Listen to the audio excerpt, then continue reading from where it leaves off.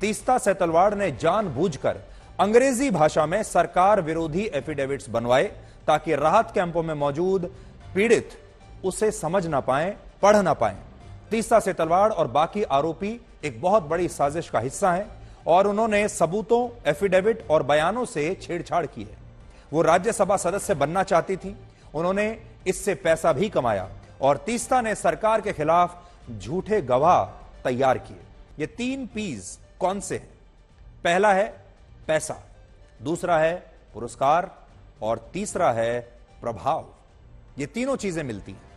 तीस्ता को भी गुजरात दंगों की वजह से यही 3 पी मिले, यानी पैसा, पुरस्कार और प्रभाव।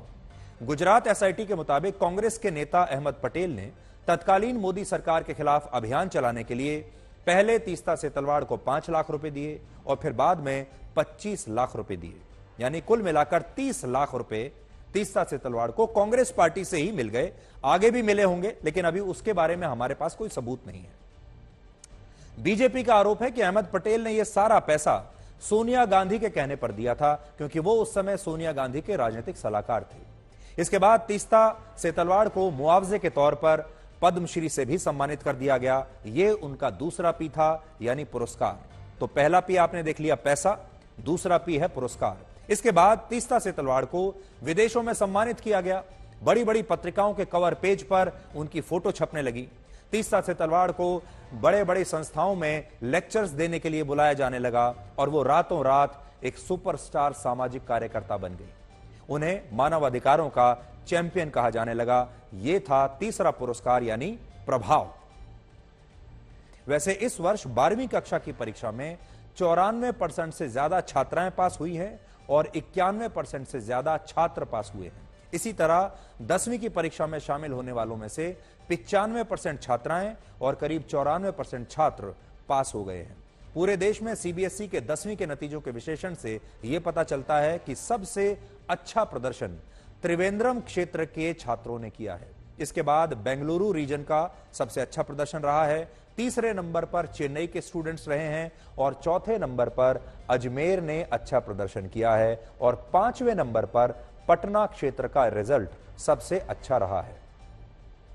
हम सभी छात्र और छात्राओं को उनके उज्जवल भविष्य की शुभकामनाएं देते हैं। हो सकता है आपके परिवार में या आपके जानने वालों में भी ऐसे युवा जरूर होंगे जिन्हें आपकी सामने से की गई प्रशंसा उतनी अच्छी ना लगती हो जितना कि सोशल मीडिया पर मिलने वाली प्रशंसा उन्हें अच्छी लगती है। वो समझने लगते हैं कि सोशल मीडिया पर जो उनका परिवार है वही असली परिवार है, सोशल मीडिया पर जो लोग उनकी तारीफ कर रहे हैं वही सच्ची तारीफ है। अक्टूबर 2021 में यूनिसेफ ने युवाओं की मानसिक स्थिति को लेकर, मानसिक स्वास्थ्य को लेकर एक रिपोर्ट जारी की थी और इसके अनुसार भारत में 18 वर्ष से कम उम्र वाले हर 7 में से 1 बच्चे के अंदर डिप्रेशन पाया गया, यानी हर 7 में से 1 बच्चा डिप्रेशन में है। लेकिन दुख की बात यह है कि ज्यादातर बच्चे और उनके माता पिता इसके बारे में ना तो जानते हैं कि उनका बच्चा डिप्रेशन में है या वो खुद डिप्रेशन में है, उनकी मानसिक स्थिति ठीक नहीं है, ना ही वो सलाह लेने की कोशिश करते हैं और ना ही मदद के बारे में सोचते हैं। और यही वजह है कि हमारे देश में साल 2020 में 11,396 बच्चों ने आत्महत्या कर ली थी, यानी हर दिन 31 युवा अपने जीवन से परेशान होकर आत्महत्या को आसान समझ रहे थे। ये आंकड़े हमारे समाज के लिए एक बहुत बड़ी चेतावनी है। इसका दूसरा कारण यह भी है कि पिछले 2 वर्षों में कोरोना की वजह से सब कुछ ऑनलाइन तक सीमित हो गया था। हर चीज ऑनलाइन हो रही थी, पढ़ाई से लेकर स्पोर्ट्स तक सब कुछ बच्चों के स्मार्टफोन पर आ गया। अब सोशल मीडिया एक आदत बन चुका है, एक लत बन चुका है। फेसबुक, इंस्टाग्राम, यूट्यूब और ट्विटर जैसे प्लेटफॉर्म्स पर एक औसत भारतीय रोजाना औसतन 2 से 3 घंटे बिता रहा है। अब आप सोचिए, अगर कोई व्यक्ति 2 से 3 घंटे सिर्फ सोशल मीडिया पर बिताएगा तो पढ़ाई कब करेगा या अपना काम कब करेगा? लोगों को इस बात की चिंता है कि उनके पोस्ट किए गए फोटो, वीडियोस या उन्होंने जो भी अपने विचारों को ट्वीट किया है या पोस्ट किया है उन पर उन्हें कितने व्यूज मिल रहे हैं, कितने कमेंट्स आ रहे हैं, कितने लाइक्स आ रहे हैं। ये अपना बहुत सारा समय फोन पर यह चेक करने में खर्च कर देते हैं कि उनके कमेंट्स पर, यानी उनके पोस्ट पर कौन व्यक्ति क्या लिख रहा है। और इसीलिए आपने देखा होगा हमारे देश में जो खासतौर पर युवा हैं उन्हें बार बार अपना फोन चेक करने की आदत पड़ चुकी है। वो हर कुछ मिनटों में अपना फोन उठाते हैं और उसे चेक करते हैं। कार्लसन भी अपनी जिंदगी के इसी दौर से शायद गुजर रहे हैं, जब उनके पास पाने के लिए कुछ खास बचा नहीं है और जो भी उन्होंने हासिल किया है उसे गंवाने में अब उन्हें डर नहीं लगता। ऐसा सिर्फ कार्लसन के साथ नहीं हुआ, ऐसे बहुत सारे स्टार खिलाड़ी हुए हैं, बड़े बड़े फिल्म स्टार्स हुए हैं, मॉडल्स हुए हैं, सेलिब्रिटीज हुए हैं जिन्हें आप अपना रोल मॉडल भी मानते होंगे और उनके जैसे लाइफस्टाइल को आप जीना भी चाहते होंगे। आपको लगता होगा कि ऐसी जिंदगी मुझे मिल जाए, और वो खुद उन चीजों से ऊब जाते हैं और अपने लाइफस्टाइल और अपनी कामयाब जिंदगी को अक्सर वो छोड़ देना चाहते हैं, त्याग देना चाहते हैं। बर्नआउट से सिर्फ खिलाड़ी या लोकप्रिय हस्तियां ही परेशान नहीं होती, बल्कि आम लोग भी इसका शिकार होते हैं, क्योंकि ये एक मानसिक बीमारी है जो ऐसे किसी भी व्यक्ति को हो सकती है जो काम के दौरान होने वाले तनाव से पीड़ित है। अब हम आपको वो लक्षण बताएंगे जिनसे आप पता लगा सकते हैं कि कहीं आप भी या आपके घर में कोई बर्नआउट का शिकार तो नहीं है। वर्ल्ड हेल्थ ऑर्गेनाइजेशन के मुताबिक ये लक्षण क्या है, देखिए। शरीर में ऊर्जा की कमी महसूस होना, बहुत जल्दी थक जाना, अपने काम में रुचि खत्म हो जाना या काम में मन न लगना और पहले के मुकाबले कार्य कुशलता का कम हो जाना। अमेरिकी कंपनी गैलप के एक सर्वे में यह पता चला था कि दुनिया के 23% कर्मचारियों में बर्नआउट के लक्षण पाए जाते हैं और ये लक्षण है डिप्रेशन, एंजाइटी और उदासी।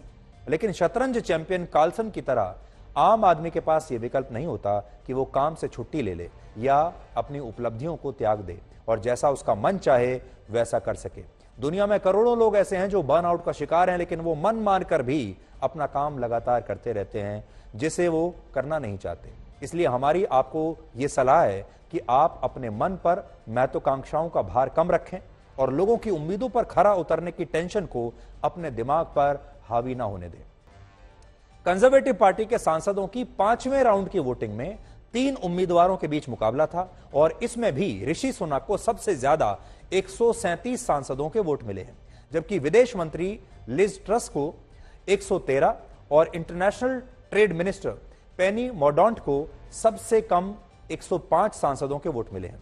ब्रिटेन की संसद में कुल मिलाकर 650 सांसद हैं, जिसमें से कंजर्वेटिव पार्टी के पास 357 सांसद हैं और इनमें से कुल मिलाकर 355 सांसदों ने वोट दिया था। इस परिणाम से यह साफ है कि ऋषि सुनक को शुरुआती ग्रीन सिग्नल मिल चुका है। अब उन्हें कंजर्वेटिव पार्टी के बाकी के जो सदस्य हैं, यानी संसद से बाहर जो उनके सदस्य हैं, उनका समर्थन लेना होगा।